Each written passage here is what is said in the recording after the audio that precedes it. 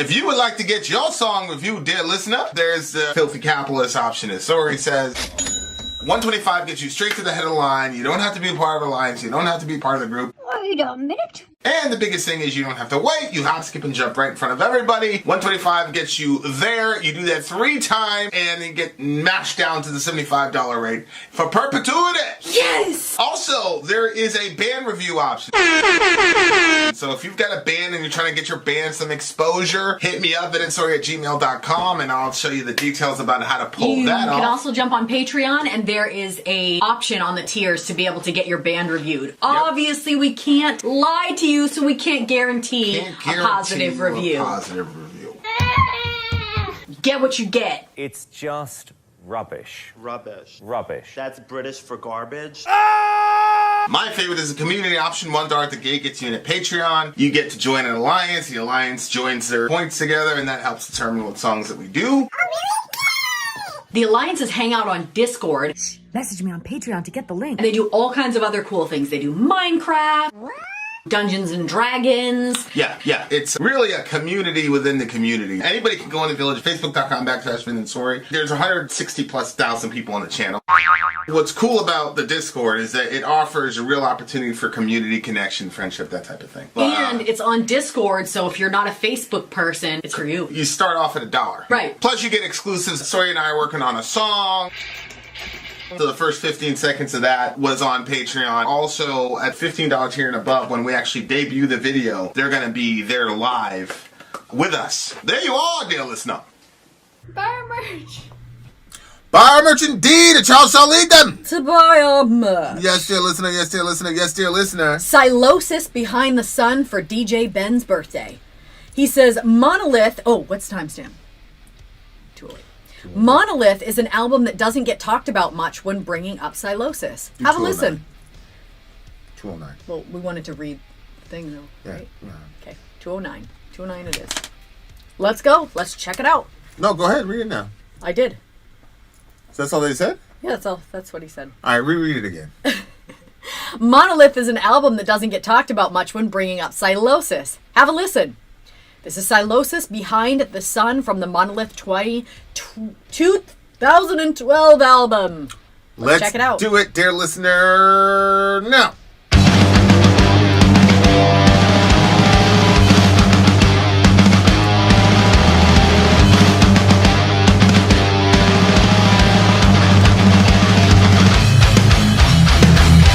When you're still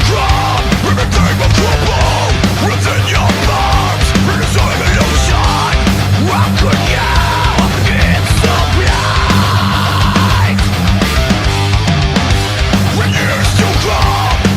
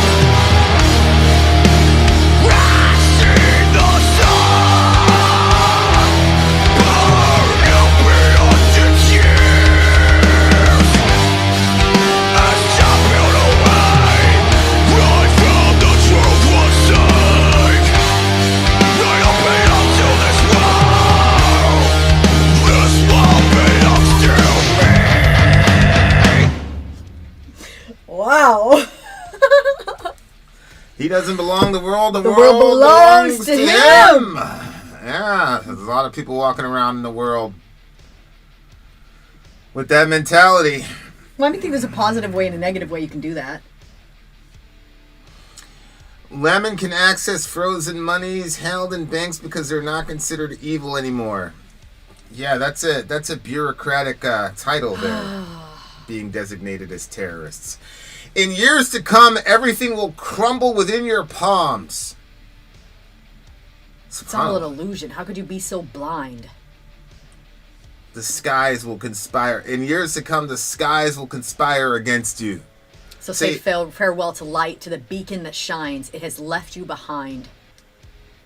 I've seen the sun burn out beyond its years. In years to come, everyone will turn on you within an instant. You're on your own. How could you have been so blind? They will leave you behind. They will leave it with you. Yeah, I mean,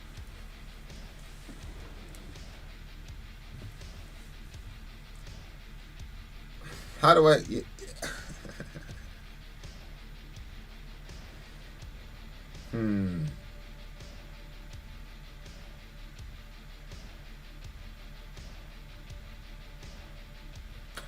I just think people have to understand, like, if you ever occupy a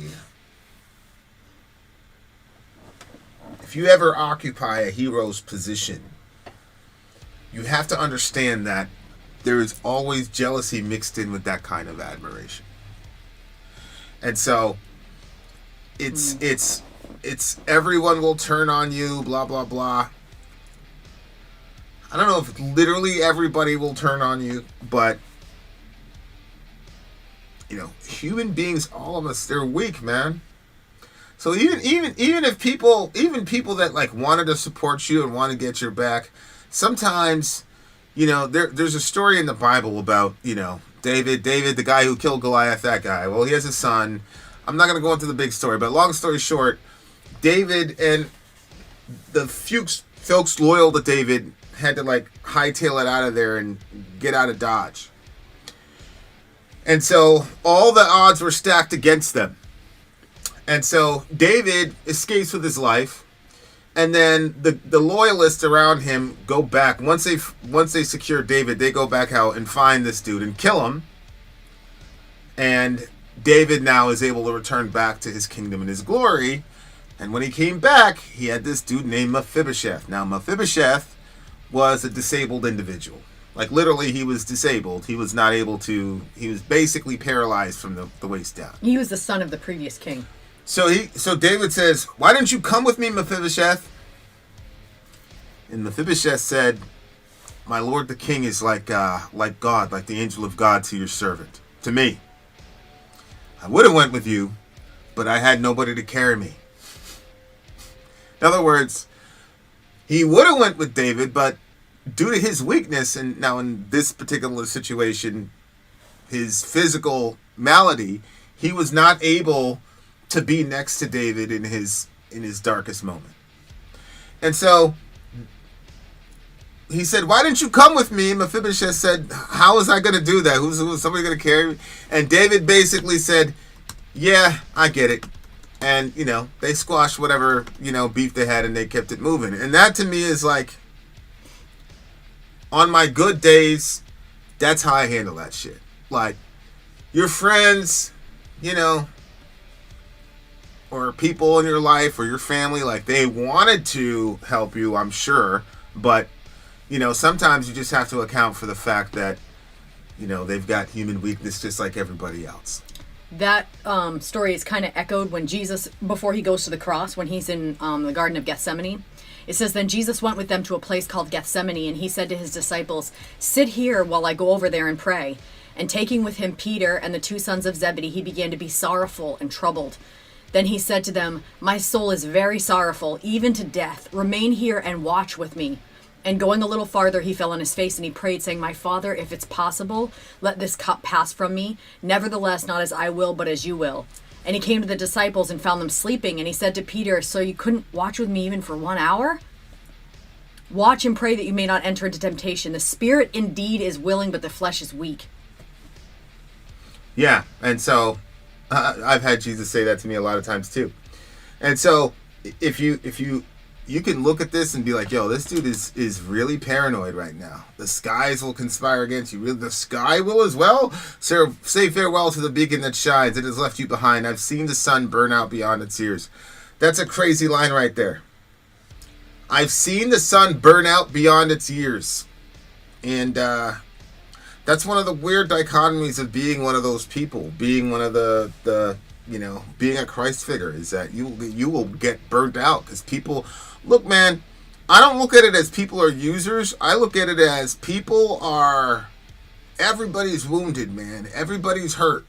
And so sometimes you run into somebody that, whatever the vibe is, the way they communicate, whatever, or the way that they talk about God, that makes that pain go away or gives them hope that, hey, I don't know, maybe I can't. So once a person has an experience with a person, they're going to jump on that person.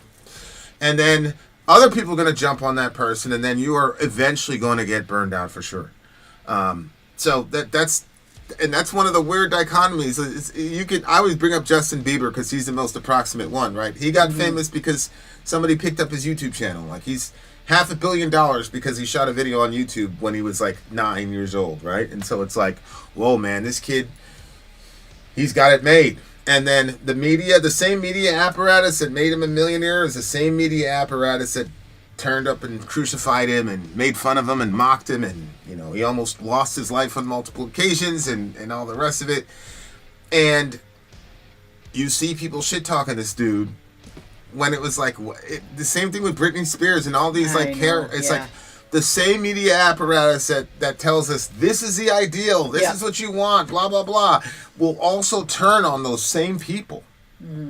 Because now they found somebody else. So now they found somebody else to platform, so we don't need you anymore. So instead of just ignoring you and going to the next guy, no, we got to crucify you to sell, newspapers and all the rest of it. So, there were some phrases that I would hear all the time when I was in the middle of all that shit, and it was like, a lot of people, it was at the end of John chapter 2. All these people were coming to Jesus, and then he said, and it says in John chapter 2, but he would not entrust himself to any of them. Yep. Why? Because he knew what was in man. Yep. So when you're that type of person, like I'd always hear that people always come up to me, oh, Vin, blah, blah, blah, blah, blah, you saved my life. And I'd be like, oh, that's cool, man. But I'd never entrust myself to them. Yeah. Not because I think they're horrible people or I'm better than them, but just to say, at the end of the day, they're human beings. And human beings have weaknesses. So you just have to understand that. And so, hell no, I'm not gonna put my trust in. There's always gonna be a wall between me and people, and I'm not sure if it's the best way to handle it. But I will say, I handle. Yeah, I don't know. When I feel crossed by a person, I don't spend a lot of time investing any emotional capital into it. It's just a lot easier for me to say, all right, cool. Yeah. But yeah, it's an interesting thing. It's a really interesting thing. I didn't realize this until this literal moment, but you've had a lot of those experiences where people will kind of exalt you and then crucify you after. I always had the experience where I was already on they already crucified me, and then they'd come around and they'd be like, well, I've hated you for a long time. And well, you were on the girls' hate list because, for obvious reasons. I mean, just look at the camera. Yeah, but I'm just saying, I never knew that experience. The first time I had a similar experience to that was because I was in your vicinity, and so because you sung my praises, people accepted me in, and again, that was what was different about this channel, was that I feel like that this channel accepted me into the metal community, and it wasn't because of you. I feel like you were here and I was here, and they took us both in. Yeah. And that was what was of a unique situation. For sure. That was something I had never experienced before. So thank you to you guys for being there for us. This channel is such a weird thing. It's the craziest, most gigantic mystery in my life. It's honestly, really, really, really, yeah. It's so strange to me. It's so strange to me. And not only like doing God's work, but just the relationships, the friendships, how good people are to us. Yeah. The genuine care that people have, you know. Yeah. You posted that thing, and it you know what I'm talking about. Yeah. You're like, look at this. I got to go to my atheist friends to get good spiritual feedback. Yeah. Well, But I it was posted. true. It was my Easter post. And I was just like honest, like basically, I'm also a shitty person, you know. And I posted it, you know, on my metal side channel, like for you guys. And then I also posted it on my other, you know, like basically where my friends and family that I've grown up with, which is mostly all Christians. So you'd think that it would have gotten a little bit of traction because it was, you know, honoring Christ in it. But really, the only person that like literally got one thumbs up, and it was by a person that's not even a Christian. They're like Vrindavan. It's just interesting. And then like I That's right. That's the Hindu girl. yeah. So then Krishna. I switch over and I check, you know, my Facebook with you guys, and like people came with some poetry and some different things. Like I was just really moved by. I was like, this is so insane. Like I don't like know all of you guys' stories personally, and like who has any sort of religious. It seemed to me that it's like, okay, so this is a predominantly atheist space, and yet people are still able to like recognize the beauty of what somebody is saying. Completely Exaltation of open-minded Christ is so crazy. and like you are like the epitome of what should not be embraced by the metal world. Like, this doesn't explain you guys. This is not what I heard about atheists. Yeah. Like metal elitists, like that should have been the posture. But Yeah. Instead, the metal community comes and embraces you like a church would. It's insane. Or like a church should. Yeah. It's insane. Very weird. You'll have. It's strange. Yeah. I'm not gonna lie to you. It's weird. And like I said, like It's not posted, something. It's not something that I would have ever anticipated for sure. I mean, there were people that were like, "Stop talking about God," blah blah blah. blah. I was Yeah. like, "Man, get out of here, Yeah, bro." yeah, but they didn't stick around. We had a lot of people that have, you know, stuck around and they're Yeah, like, people were like, "That's their thing. Let them do it." people will say like, look, I don't believe like you guys believe, but you're so cool. You know what I mean? Like, so Yeah. you don't have to believe everything that we believe to stick around or whatever. But yeah, it's a cool environment. I love being with you guys, and I don't know. I've seen the It's been sun. interesting. Also, burn- wait, just side note, if I've gotten friend requests on my Facebook. If you want to friend request me, just send me a message and then tell me who you are, because I'm not accepting friend requests from people I don't even really know. And I know there's a lot of people that watch our channel, but you may know me, but I don't know you. So just explain yourself, because I'm not going to just take random friend requests. But I'm interested in the people who are, you know, who've been around and, you know, have actually something legitimate there. What do you give the song? I liked this one a lot, and I liked where our conversation sort of went. This is a good 9.4 for me. You should read Marcus Aurelius's book. Which book? Which one? I'm a fan of Aurelius. I'm not gonna lie to you. Mm-hmm. I went through this little Stoic thing for like 2 weeks, So did I. and then I thought to myself, I'm such an extreme personality that Sori is probably not gonna like it. Because I was like, yeah, I could really, really get into this, but the cost there's a cost to this peace that Stoicism gives you, which is that you cannot really enjoy the things you enjoy as much if you follow those principles. And that's I'm not mature enough yet to where that kind of sacrifice seems to be worth it at this point. So that's where I am with Stoicism. I got into it too for probably about a month, I would say. But then it was really cool at first, because I think that I felt like I was always, there's a Bible verse that says like, you know, like in your anger don't sin, or the fool gives full vent to his wrath.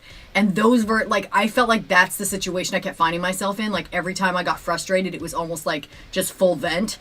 And everybody's full vent is going to look differently. Like I took a barbecue sauce out of the fridge, and there was a big container of ice water in front of it that was like screwed shut.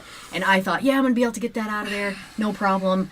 With one hand, because I didn't want to set Vinny's dinner down. I just, I was trying to cut some corners. I pulled the barbecue sauce, and this entire thing fell out, and like my brain froze, and I didn't move my foot, and it like literally smashed one singular toe, and it immediately started bruising, and I felt so much anger and rage that I wanted to start cursing, like even just like, but I was like, I thought in that moment, I'm like, okay, full vent to me right now is to say a couple of curse words, whether out loud or in my head, and I'm like, okay, I'm just not gonna go full vent. And so I didn't say the curse words. I still felt very frustrated, but like I felt like I gained some self-control in doing that. So I did think like the Stoicism stuff is helpful where it lined up with the Bible verses that I knew, but then there were other parts where I felt like, yeah, that's going to impede me on that. It's going to impede me on that. So like I felt like it was helpful for like a certain space, but overall, like I don't think it's a philosophy I want to adopt for my entire life. But anyway, yeah, 9.4, I think, or did I give it a 9.6? I'm gonna go with a 9.5. All right, 9.3. All right, you guys, we're gonna got be right more back. heavy metal craziness for you losers. Opeth, Vinny's favorite band. I don't know if you've heard of this time. band. There's a band called Opeth. Timestamp. We shall see you, beautiful people, See, on the other Franco, side you of the get break. it. We're at 1440p, dear listener. 1440p. We'll see you at the end of the break. See you on the commercial side, bitches.